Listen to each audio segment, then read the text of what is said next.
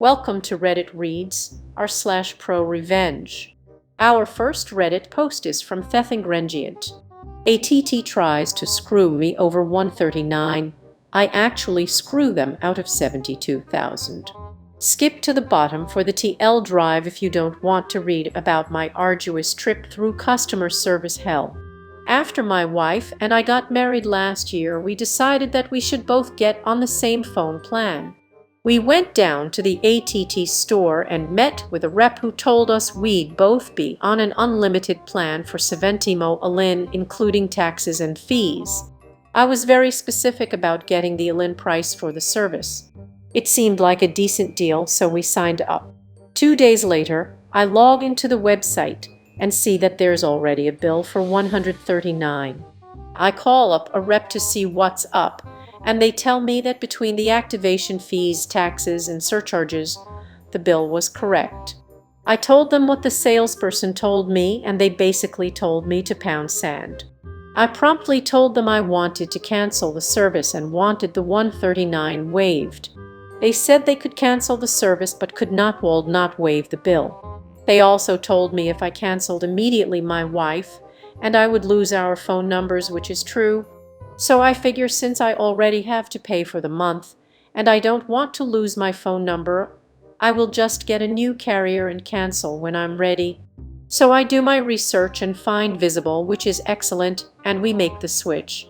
I call back to AT&T and inform them that we have switched carriers and want to cancel the service. I again ask for a refund. The rep informs me that since I have had the service for 4 days, that I am not entitled to a refund. He tells me to read the fine print on the contract, which indeed tells me that I have 3 days to cancel for a full refund. I'm now fuming because the first CSR that I talked to on day 2 denied me a refund if I canceled. I ask for the next level of CSR, and they send me to a customer care and retention person. I explain the entire fiasco to him and how I feel that I have now been lied to twice by AT&T rep's sales rep and first CSR.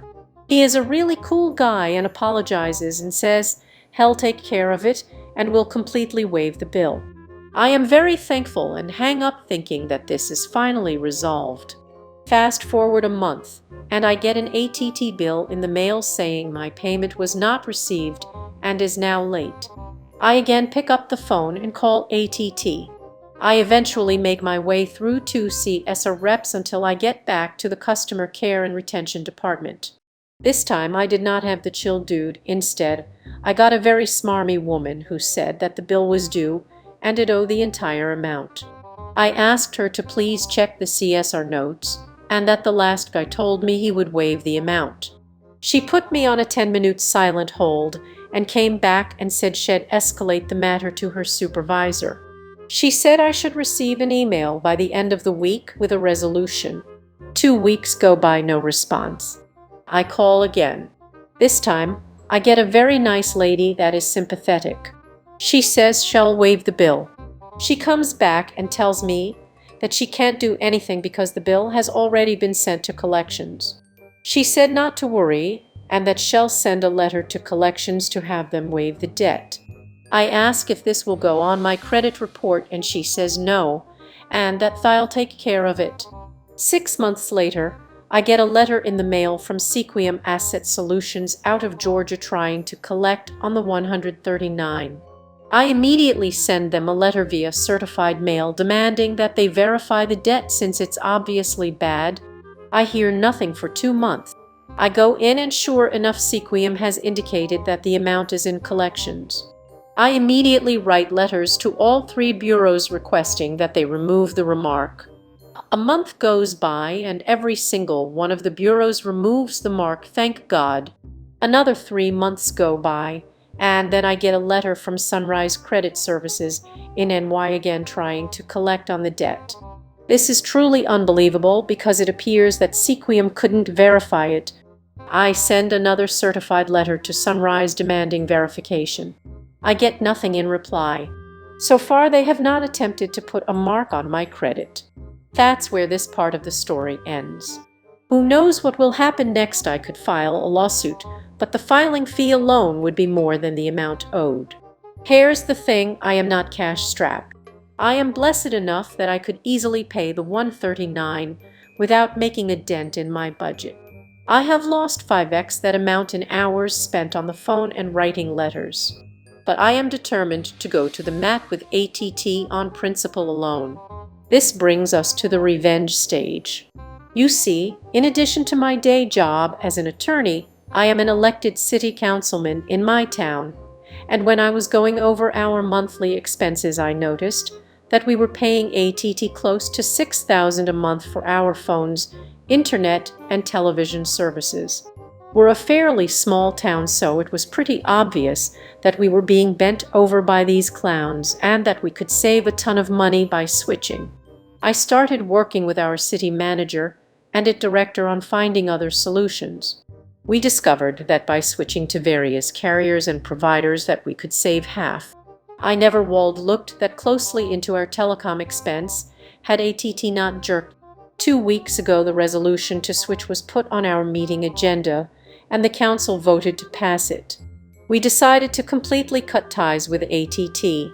Our city is saving a ton of money, getting better service, and with the money we saved from switching, we were able to hire another part-time animal shelter employee, which we desperately needed. I highly doubt our city would have considered switching if I didn't make such a stink about it. AT&T will end up losing hundreds of thousands over the coming years because of this. I hope it was worth it. AT&T. TL Drive. AT&T lied to me 3 times, put false marks on my credit, and made me spend countless hours on the phone and sending letters to fix it. I am a city councilman and found out we could save $50 by switching all of our services from AT&T, which saved our city thousands and cost AT&T a $72 a year contract. Edit. Thanks for the gold. Ultra late hidden edit. We just went into budget session, and it turns out we actually saved $108,000 per year. Lol. This comment is from Rocketful Liquor. That's why I never do autopay with phone companies or internet companies. They make accidentally on purpose mistakes as another way of revenue. This comment is from Seleuciquid. Former AT&T corporate store manager. Here I escaped retail management a couple years ago and now work as a developer. It's definitely not. If you think AT&T treats their customers just wait until you see how they treat their employees. But AT&T does treat their employees pretty shabbily in every way possible, and retail management is treated even worse. Non-management are unionized and have some protection. I think it's awesome that you managed to screw AT&T out of 70 twoke, and I hope others reading this in a similar position take a long, hard look at their accounts and see if money can be saved by moving to a less evil carrier. My personal story about being treated shabbily by AT&T. No ProRevenge, sadly, unless you count a life well lived at a great job that I got after leaving them, is as follows. I took my store to top 1% in the entire nation for 2 months straight. My reward was getting my butt chewed out on a call with 4 states worth of managers for not doing well on DTV Now numbers.